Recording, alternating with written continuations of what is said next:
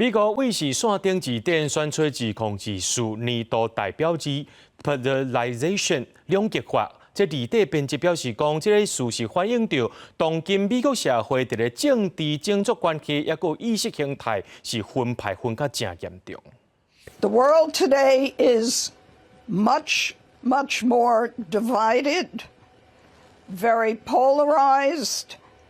Because people are very polarized about what they think is going to happen. 2024年这个大选年，无论是资深的媒体工作者，或者是百姓，讲到时局上接用的字是 polarization 两极化。每个月线顶浏览量有1亿次的卫视线顶字典。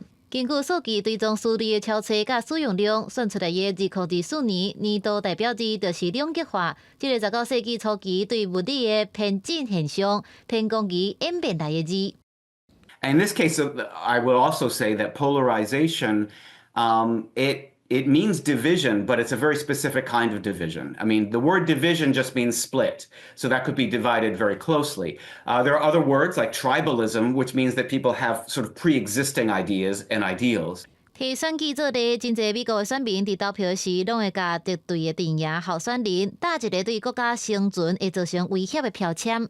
美联社一份针对12万外选民所做的调查显示，民主党总统候选人贺锦丽支持者10位当中有8位对川普的观点非常或者是真烦恼。另外一边也同款，共和党川普阵营的支持者10位当中有7位对贺锦丽是同款的态度。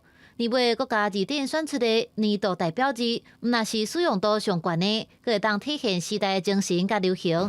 12月初，英国有定字典公布的年度代表字是 brain rot 脑腐，形容上过接触垃里垃杂的网络内容，致使心身或者是智力恶化的情形。研究字典是选出明星、网青、导演组等社群媒体的意见头人爱用的 manifest， 显明证实这个词。公司新闻王慧文编译。